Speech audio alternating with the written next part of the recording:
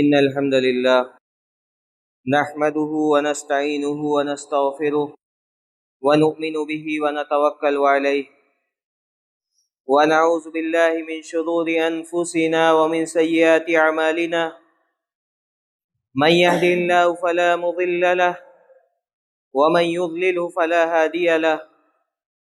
وأشهد أن لا إله إلا الله وحده لا شريك له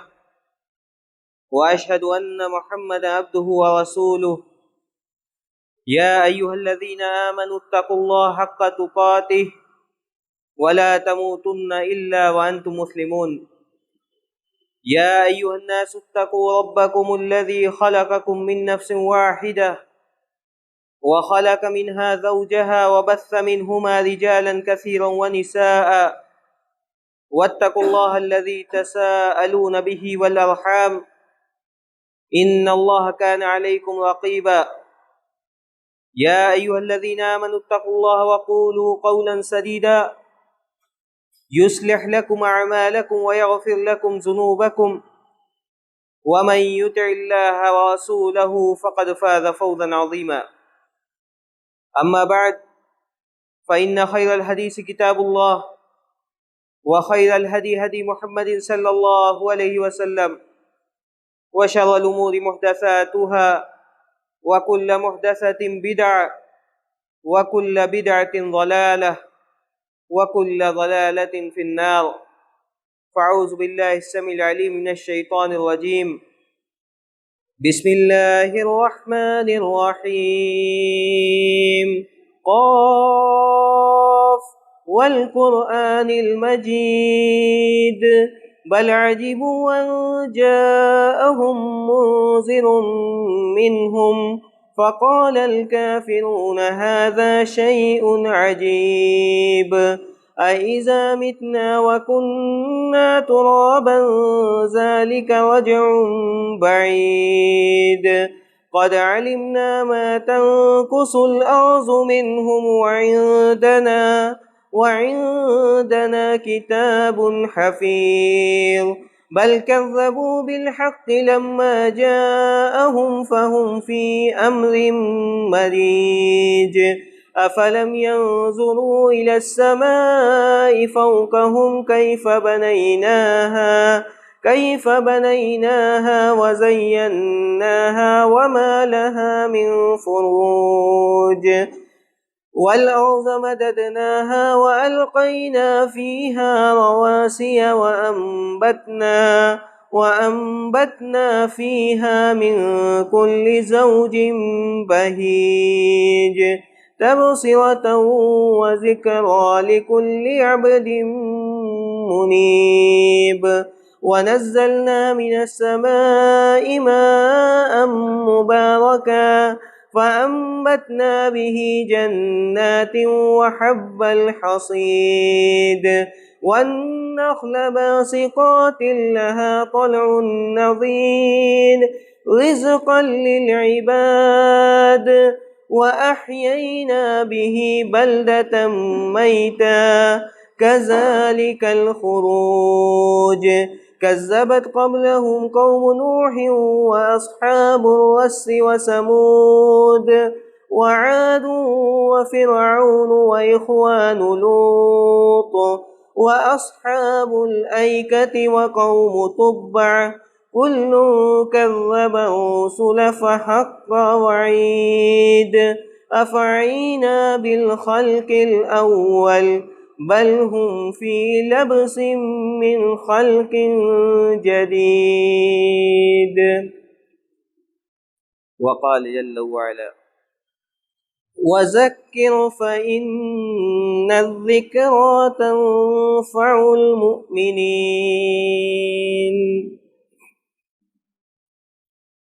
محترم سامعین اکرام، اسلامی بھائیوں، پردہ نشین خواتین کرام، اسلامی سال کے وہ 4 مہینے جن مہینوں کو اللہ رب العالمین نے حرمت والا مہینہ قرار دیا اور جن مہینوں کے خصوصی احترام کا اللہ رب العالمین نے ہم کو حکم دیا، سورہ توبہ کے اندر اللہ رب العالمین نے واضح طور سے ارشاد فرمایا کہ ان عدت الشہور عند اللہ 12 شہرا فی کتاب اللہ یوم خلق السماوات والارض منها 4 حرم ذلك الدین القیم فلا تظلموا فیہن انفسکم۔ اللہ رب العالمین نے فرمایا کہ اللہ رب العالمین کی کتاب میں مہینوں کی گنتی 12 اسی وقت سے جب سے اللہ رب العالمین نے آسمان و زمین کو پیدا کیا، اور اسی وقت سے اللہ رب العالمین نے ان 12 مہینوں میں سے 4 مہینوں کو حرمت والا مہینہ قرار دیا، ان مہینوں کے خصوصی احترام کا حکم دیا، ان مہینوں کی قدر و منزلت کو جاننے اور اس میں خصوصی طور سے اپنے اوپر ظلم و جور کرنے اور اسی طرح سے اپنے آپ کو گناہوں سے بچانے کا ہم کو مکلف بنایا گیا، خصوصی طور سے اپنے آپ کو گناہوں سے بچانے کا ہم کو حکم دیا گیا۔ انہی 4 حرمت والے مہینوں میں سے ایک مقدس مہینہ جو اسلامی سن ہجری کا آخری مہینہ ہے، ذی الحجہ کا یہ مہینہ جس سے ہم اور آپ گزر رہے ہیں، جس کے ابتدائی 10 ایام کو اللہ رب العالمین نے بہت زیادہ فوقیت اور دوسرے ایام پر بہت زیادہ فضیلت عطا فرمائی، جن ابتدائی ایام کی اللہ رب العالمین نے سورہ فجر کے اندر قسم کھا کر کے ان کی اہمیت کو واضح کیا، جن 10 ایام کے اندر اللہ رب العالمین نے یوم عرفہ کو وجود دے کر کے اس دن کی دعا کو سب سے بہتر اور سب سے زیادہ قبولیت والا دن قرار دیا، جن 10 ایام میں اللہ رب العالمین نے یوم النحر کو رکھ کر کے اس دن ہمارے لیے قربانی کو، ہر صاحب استطاعت کے لیے قربانی کو مسنون قرار دیا گیا، جن 10 ایام کو اللہ رب العالمین نے دوسرے ایام پر بہت زیادہ فضیلت دی، اور جن 10 ایام کے اعمال صالحہ کو نبی علیہ الصلوۃ والسلام کے قول کے مطابق دوسرے تمام ایام میں کیے گئے اعمال صالحہ سے ان ایام میں کیے گئے اعمال صالحہ کو افضل قرار دیا گیا۔ ان ایام میں کیے گئے اعمال صالحہ اللہ رب العالمین کی نظر میں سب سے زیادہ محبوب ہے، نبی علیہ الصلوۃ والسلام کے قول سے یہ بات واضح ہوئی۔ لیکن ہم نے ان ایام سے کتنا فائدہ اٹھایا، ان ایام میں ہم نے اللہ رب العالمین سے کتنی قربت اختیار کرنے کی کوشش کی، ان ایام کی قدر و منزلت کا ہم نے کتنا پاس و لحاظ رکھا، یہ ہر انسان کو اپنے آپ سے سوال کرنا چاہیے کہ ان ایام سے اس نے کتنا فائدہ اٹھایا اور کس حد تک اس نے ان ایام کو دوسرے ایام کی طرح ضائع و برباد کر دیا۔ رسول اکرم صلی اللہ علیہ وسلم کی سیرت مبارکہ کو دیکھ لیا جائے، صحابہ اکرام کی پوری زندگی کا مطالعہ کر لیا جائے اور اسلامی تاریخ پر ایک تائرانہ نظر ڈال لی جائے تو صحابہ اکرام اور خود رسول اکرم صلی اللہ علیہ وسلم اور ہمارے اسلاف ان مہینوں میں، ان حرمت والے مہینوں میں اپنے آپ کو مزید اللہ رب العالمین کے حوالے کر دیا کرتے تھے۔ ان حرمت والے مہینوں میں وہ اسلاف، وہ صحابہ اکرام جنہوں نے اپنی پوری زندگی دین اسلام کے لیے صرف کر دی، جنہوں نے اپنی پوری زندگی رب کائنات کے حوالے کر دی، دین اسلام کی خدمت کے لیے اپنا جان و مال بھی قربان کر دیا، اس کے باوجود جو لوگ خواہش کیا کرتے تھے کہ اللہ رب العالمین نے کاش ہم کو پرندہ بنا دیا ہوتا تاکہ ہم لوگ آخرت میں جواب دہی سے بچ جاتے، آخرت میں اللہ رب العالمین ایک ایک لمحے کے بارے میں جو پوچھے گا اس کا جواب دینے سے ہم لوگ بچ جاتے، جن لوگوں کا چلنا پھرنا، کھانا پینا، سونا جاگنا، کسی سے لین دین کرنا، ساری کی ساری چیزیں شریعت اسلامیہ کے عین مطابق ہوا کرتی تھی، لیکن اس کے باوجود یہ لوگ خواہش یہ کیا کرتے تھے کاش اللہ رب العالمین نے ہم کو انسان نہ بنایا ہوتا تاکہ ہم لوگوں کو آخرت میں جواب دینا پڑے۔ یہ جذبہ تھا، یہ تقوی اور پرہیزگاری تھی ہمارے اسلاف کی، ان لوگوں کا یہ طریقہ تھا کہ ان حرمت والے مہینوں کا پاس و لحاظ رکھتے تھے، ان حرمت والے مہینوں میں مزید اپنے آپ کو اللہ رب العالمین کے حوالے کر دیا کرتے تھے، ان حرمت والے مہینوں کے خصوصی احترام کرتے تھے، ان میں اپنے اوپر ظلم و جور کرنے سے، اپنے آپ کو گناہوں میں مبتلا ہونے سے بالخصوص ڈرا کرتے تھے۔ یہ ہمارے اسلاف کی وہ بنیادی خصوصیات تھی جو آج کے دور میں مفقود نظر آتی ہے۔ آج کے دور میں اگر عید الفطر اور عید الاضحیٰ کی تاریخ نہ ہو، آج کے دور میں اگر ہم کو رمضان کے روزوں کا اہتمام نہ کرنا ہو، آج کے دور میں اگر ہم کو ان چیزوں کا اہتمام نہ کرنا ہو تو بہت سارے ایسے لوگ ہیں، مسلمانوں کی اکثریت ہے، جن کا اسلامی سن ہجری سے کوئی لینا دینا نہیں ہے، جو یہ بھی نہ جانتے ہو کہ اسلامی مہینوں کی تاریخ کیا چل رہی ہے۔ یہ جو مسلمان اس بات سے بھی نہ واقف ہو کہ اللہ کے رسول صلی اللہ علیہ وسلم نے کون سے ایام میں ہجرت فرمائی تھی، اللہ کے رسول صلی اللہ علیہ وسلم کی مکی زندگی، آپ کی مدنی زندگی، آپ کے اسفار، آپ کے غزوات، ان ساری کی ساری چیزوں کا تعلق سن ہجری سے، جس سے آج کا مسلمان ناواقف ہے۔ آج کا مسلمان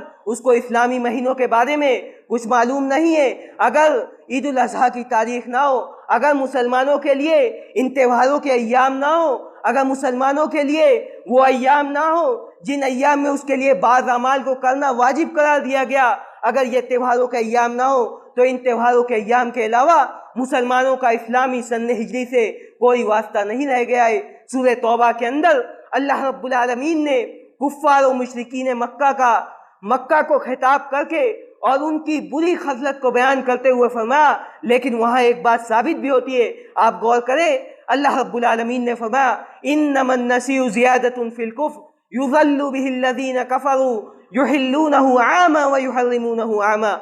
کہ یہ کفار و مشرکین مکہ یہ لوگ نسی کے عمل میں مبتلا ہو گئے تھے، مہینوں کو آگے پیچھے کر دینا یا مہینوں کے نام کو تبدیل کر دینا، یہ ان کے کفر میں زیادتی کی علامت تھی۔ کفار و مشرکین مکہ کا یہ طرز عمل تھا کہ یہ لوگ حرمت والے مہینے کا بہت لحاظ کرتے تھے۔ اس وجہ سے جب ان کو کوئی ایسی ضرورت پیش آتی تھی، ان کو جنگ لڑنا ہوتا تھا اور حرمت والا مہینے سے اگر وہ گزر رہے ہوتے تھے تو یہ لوگ حرمت والے مہینے کا احترام کرتے ہوئے اس مہینے کے نام کو بدل دیتے تھے، یا اگر وہ حرمت والے مہینے سے گزر رہے تو اس کو صفر کا مہینہ، محرم کے مہینے سے گزر رہے تو اس کو دوسرا مہینہ کا نام دے دیا کرتے تھے، لیکن اس کو حرمت والا مہینہ شمار نہیں کرتے تھے۔ یہ کفار و مشرکین مکہ کا احترام تھا۔ آج کا مسلمان اگر اس کے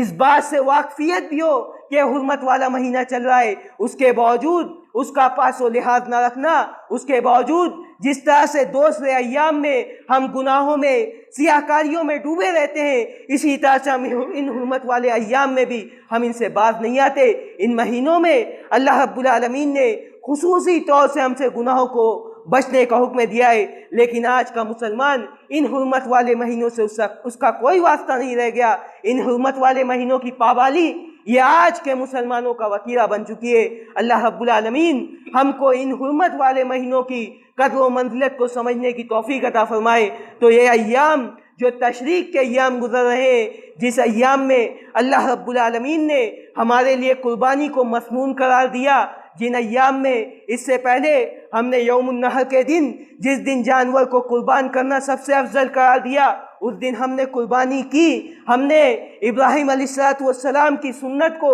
ابراہیم علیہ السلام کی اس عظیم قربانی کو یاد کر کے ہم نے جانور کا خون بہایا، لیکن ہم اپنے آپ سے سوال کریں کہ کیا ہمارے دل کے اندر وہ جذبہ پیدا ہوا؟ کیا ہمارے دل کے اندر قربانی کا وہ حقیقی مقصد پیدا ہوا؟ قربانی کی وہ روح، جو روح شریعت اسلامیہ کے اندر بیان کی گئی، وہ روح ہمارے دل کے اندر زندہ ہو سکی؟ وہ عظیم قربانی جو ہمارے جد امجد نے پیش کی تھی، تسلیم و رضا کا وہ عظیم پیغام جو امت اسلامیہ کو دیا تھا، وہ پیغام اور وہ جذبہ کیا ہمارے دل کے اندر پیدا ہو سکا کہ ہم رب کائنات کے لیے اپنی خواہشات کو قربان کر سکیں؟ رب کائنات کا کوئی حکم آئے تو ہم فوراً سر تسلیم خم کر دیں۔ اذ قال له ربه اسلم قال اسلمت لرب العالمین۔ یہ قربانی کا پیغام ہے کہ انسان تسلیم و رضا کا پیکر ہو جائے۔ اللہ رب العالمین کا کوئی حکم آئے فوراً وہ اس پر اپنا سر جھکا دے، فوراً سر تسلیم خم کر دے۔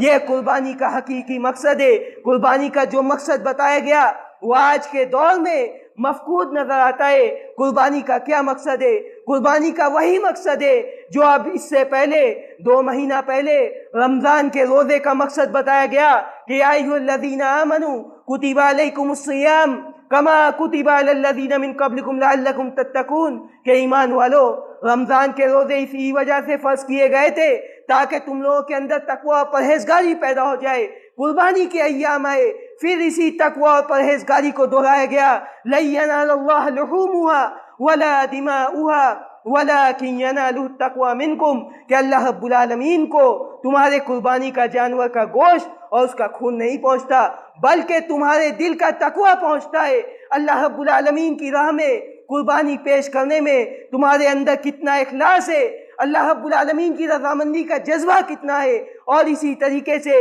اخلاص اور خلوص و للہیت کتنا تمہارے اندر پایا جاتا ہے، یہ چیز اللہ رب العالمین کے بارگاہ میں قابل قبول ہوتی ہے۔ یہ تقویٰ اور پرہیزگاری کیا چیز ہے، اس کو سمجھنے کی ضرورت ہے۔ کیا وجہ ہے، کیا اسباب ہے کہ اللہ رب العالمین نے قرآن کریم کی ابتدائی میں ہم کو تقویٰ اور پرہیزگاری کے بارے میں ہم کو آگاہ کر دیا۔ الف لام میم ذالک الکتاب لا ریب فیہ ھدی للمتقین، کہ کتاب جس کتاب کے بارے میں، جس کتاب کو من عند اللہ ہونے میں کوئی شک نہیں ہے، یہ کتاب متقیوں کے لیے ہدایت ہے، مومنین کے لیے نہیں کہا گیا، بلکہ کہا گیا کہ یہ کتاب متقیوں کے لیے ہدایت ہے۔ صرف ایمان کا دعویٰ کر لینا یہ کافی نہیں ہے، جب تک اللہ رب العالمین کا خوف، اللہ رب العالمین کی خشیت ہمارے دل کے اندر پیدا نہیں ہوگی، ایمان کا دعویٰ کر لینا یہ ہمارے لیے ہماری نجات کے لیے یہ کافی نہیں ہے۔ صحابہ اکرام کی پوری زندگی اٹھا لیجئے، بلکہ نبی علیہ السلام، نبی آخر الزماں کی زندگی کو دیکھ لیجئے۔ صحابہ اکرام ذکر کرتے ہیں، اماں عائشہ صدیقہ ذکر کرتی ہے، بے شمار صحابہ اکرام سے روایات میں ملتا ہے کہ اللہ کے رسول صلی اللہ علیہ وسلم کہا کرتے تھے کہ مجھ کو قیامت کی علامات پر مبنی بعض صورتوں نے مجھے بوڑھا کر دیا، میرے بال پک گئے۔ اللہ کے رسول صلی اللہ علیہ وسلم ان صورتوں اور ان آیتوں کی تلاوت کثرت کے ساتھ کیا کرتے تھے جس میں اللہ رب العالمین نے قیامت کا دردناک تذکرہ فرمایا کہ اس دن کی کیا کیفیت ہوگی، کیا نفسی کا عالم ہوگا۔ اس دن اللہ کے رسول صلی اللہ علیہ وسلم یہ ساری کیفیات سوچا کرتے تھے، کہتے تھے کہ اس دن اللہ رب العالمین کے بارگاہ میں جواب دہی کیسے دی جائے گی۔ وہ نبی آخر الزماں جس کے اگلے پچھلے تمام گناہوں کو اللہ رب العالمین نے معاف کر دیا، اس نبی آخر الزماں کی یہ کیفیت ہے کہ روتے تھے، گڑاتے تھے، رات بھر اتنا لمبا قیام کرتے تھے کہ آپ کے پیر میں ورم آ جاتا تھا۔ اماں عائشہ صدیقہ کہتی ہے، صحابہ اکرام کہتے ہیں کہ اللہ کے رسول صلی اللہ علیہ وسلم آپ کے تو اگلے پچھلے سارے گناہ معاف ہیں، آپ اتنے زیادہ پریشان کیوں ہوتے ہیں؟ کہتے ہیں اللہ کے رسول صلی اللہ علیہ وسلم افلا اکون عبدا شکورا، کیا میں اللہ رب العالمین کا شکر گزار بندہ نہ بنوں؟ یہ تقویٰ و پرہیزگاری تھی، یہ اللہ رب العالمین کی رضامندی کے حصول کا جذبہ تھا۔ صحابہ اکرام کو دیکھ لے، اسی دنیا کے اندر ان کو جنت کی بشارت دی گئی تھی، اللہ رب العالمین نے عشرہ مبشرہ کے اندر ان کو شامل کیا۔ 10 صحابہ اکرام جن کو اسی دنیا کے اندر جنت کی بشارت دی گئی۔ ابو بکر صدیق رضی اللہ عنہ، کیا طریقہ تھا، تقویٰ و پرہیزگاری کی کیا کیفیت تھی؟ وفات کے وقت وصیت کرتے ہیں کہ میرے ذاتی ساز و سامان کو بیچ کر کے پوری زندگی بیت المال سے جو کچھ تصرف کیا ہے، جو کچھ خرچ کیا ہے، سارا کی سارا مال و متاع بیت المال میں واپس لوٹا دیا جائے۔ ان کو شک تھا کہ کیا پتہ میں نے نادانستہ طور پر بیت المال سے اپنے ضرورت سے زائد خرچ کر دیا ہو۔ اس شک کی بنیاد پر وہ ابو بکر صدیق رضی اللہ عنہ جس نے جنگ تبوک کے موقع پر جب اللہ کے رسول صلی اللہ علیہ وسلم نے کہا کہ کون ہے جو اپنا سرمایہ مسلمانوں کی فوج کی تیاری کے لیے وقف کرتا ہے، وہ ابو بکر صدیق رضی اللہ عنہ اپنے گھر کا سارا ساز و سامان لے کر کے چلے آئے، بیوی بچوں کے لیے گھر میں کچھ نہیں چھوڑا۔ اس ابو بکر صدیق رضی اللہ عنہ سے کیا یہ امید اور کیا یہ اس ابو بکر صدیق رضی اللہ عنہ کے بارے میں کیا یہ سوچا بھی جا سکتا ہے کہ اس نے بیت المال سے اپنی ضرورت سے زائد لیا ہو؟ لیکن محض شک کی بنیاد پر انہوں نے سارا کی سارا مال و متاع بیت المال میں واپس لوٹانے کی وصیت کر دی۔ ان کے ایک غلام نے ایک مرتبہ ان کے پاس ایک دودھ ان کو ہدیہ کیا، انہوں نے دودھ کو پی لیا اور اس کے بعد پتہ چلا کہ وہ دودھ جو اس غلام نے لایا تھا اس نے جاہلیت میں کہانت کی تھی، اسی کے اجرت کے طور پر وہ دودھ انہوں نے لا کر ابو بکر صدیق رضی اللہ عنہ کو دیا تھا۔ ابو بکر صدیق رضی اللہ عنہ کو پتہ چلا، اپنے منہ میں ہاتھ ڈال کر کے کر کے سارا دودھ باہر نکال دیا اور اس کے بعد رب کائنات کے آگے روتے ہیں کہ اللہ رب العالمین جو کچھ میرے اختیار میں تھا میں نے وہ کر دیا، اب اس کے علاوہ جو کچھ رگوں میں سما گیا ہے اس کو تو معاف فرما دے۔ یہ تقویٰ اور پرہیزگاری تھی ہمارے اسلاف کی۔ عمر بن خطاب رضی اللہ عنہ کو دیکھ لیں، عمر بن خطاب رضی اللہ عنہ جن کو اسی دنیا کے اندر جنت کی بشارت دی گئی، جن کی رائے کی تائید میں قرآن مجید کی کئی آیتوں کا نزول ہوا۔ اللہ کے رسول صلی اللہ علیہ وسلم جب معراج پر تشریف لائے، جنت میں آتے ہیں، اللہ کے رسول صلی اللہ علیہ وسلم کہتے ہیں کہ دخلت الجنت واتیت الجنہ فابصرت قصرا فقلت لمن ھذا۔ اللہ کے رسول صلی اللہ علیہ وسلم نے فرمایا کہ میں جنت میں آیا، میں نے جنت میں قدم رکھا تو میں نے ایک محل دیکھا، فقلت لمن ھذا، میں نے فرشتوں سے پوچھا کہ یہ محل کس کے لیے؟ کہتے ہیں کہ عمر بن خطاب رضی اللہ عنہ کے لیے، اس عمر بن خطاب رضی اللہ عنہ کے لیے جس عمر بن خطاب رضی اللہ عنہ کی تقوی اور پرہیزگاری کا یہ عالم تھا، جس کے لیے اللہ رب العالمین نے جنت میں محل تعمیر کر دیا، اس عمر بن خطاب رضی اللہ عنہ کا یہ عالم تھا کہ رات کے وقت بیدار ہوتے تھے، اپنے ہاتھ اور پیر کو نوچتے تھے کہ اے عمر تم نے آخرت کے لیے کیا کیا ہے، تم نے آخرت کے لیے کتنی تیاری کی ہے۔ یہ تقوی اور پرہیزگاری تھی ہمارے اسلاف کی، یہ تقوی اور پرہیزگاری اور یہ اللہ رب العالمین کی رضامندی کا جذبہ تھا۔ ابو ہریرہ رضی اللہ عنہ کو دیکھ لیں، جنہوں نے کثیر احادیث کی کثیر روایات جن سے مروی ہیں، جنہوں نے تقریباً 5300 یا 5400 روایات کی ہیں، وہ کہتے ہیں ان کے موت کا وقت قریب آیا، رونے لگتے ہیں۔ صحابہ اکرام پوچھتے ہیں کہ آپ رو رہے ہیں، آپ موت سے ڈر کے رو رہے ہیں؟ انہوں نے کہا کہ میں موت سے ڈر کے نہیں رو رہا ہوں، بلکہ میں اس سفر کے لیے رو رہا ہوں کہ سفر تو اتنا طویل ہے لیکن میرا توشہ بہت کم ہے، میرے پاس اعمال صالحہ کا اتنا ذخیرہ نہیں ہے۔ یہ ابو ہریرہ رضی اللہ عنہ کہہ رہے جنہوں نے اپنی پوری زندگی احادیث مبارکہ کی خدمت کے لیے صرف کر دی، وقف کر دی۔ یہ صورتحال تھی ہمارے اسلاف کی۔ آج کے دور میں ہماری عبادتیں، ہماری قربانیاں، ہمارے مقدس ایام، ساری کی ساری چیزیں ریاکاری کی نظر ہو گئیں۔ ہم قربانی کرتے ہیں تو دوسرے سے برتری لے جانے کا، دوسروں سے فوقیت لے جانے کا جذبہ ہمارے دل کے اندر ہوتا ہے۔ تقوی اور پرہیزگاری والی قربانی آج کے دور میں مفقود نظر آتی ہے۔ ضرورت اس بات کی ہے کہ ہم اپنے اعمال کو ٹٹولیں، اپنے دل کا جائزہ لیں کہ ہمارے دل کے اندر وہ طرف پیدا کیوں نہیں ہوتی، اعمال صالحہ کا، اللہ رب العالمین کی رضامندی کے حصول کا جذبہ کیوں نہیں پیدا ہوتا۔ ہم اسی فانی دنیا میں، اس دھوکے کی دنیا میں پڑ کر کے اپنی اس دائمی زندگی کو، آخرت کی زندگی کو، ہمیشگی کی زندگی کو، جو زندگی ہمیشہ ہمیش رہنے والی ہے، اس زندگی کو بھول جاتے ہیں اس دھوکے کی زندگی کے لیے جو ایک لمحے کے لیے، جس زندگی کی اہمیت پانی کے بلبلے سے زیادہ کچھ نہیں ہے، اس زندگی کے لیے ہم اپنی دائمی زندگی کو بھول گئے، اللہ رب العالمین کے نازل کردہ احکام و مسائل کو بھول گئے۔ اس دنیا طلبی میں، دنیا کمانے نے آج ہماری آخرت کو تباہ و برباد کر دیا، آج ہم نے اپنی آخرت کو بھلا دیا۔ ضرورت اس بات کی ہے کہ ہم اس زندگی کو ترجیح دیں، یہ دھوکے کی زندگی، اس میں اس کی چمک دمک میں پڑ کر کے ہم اپنے آخرت کو تباہ و برباد نہ کریں۔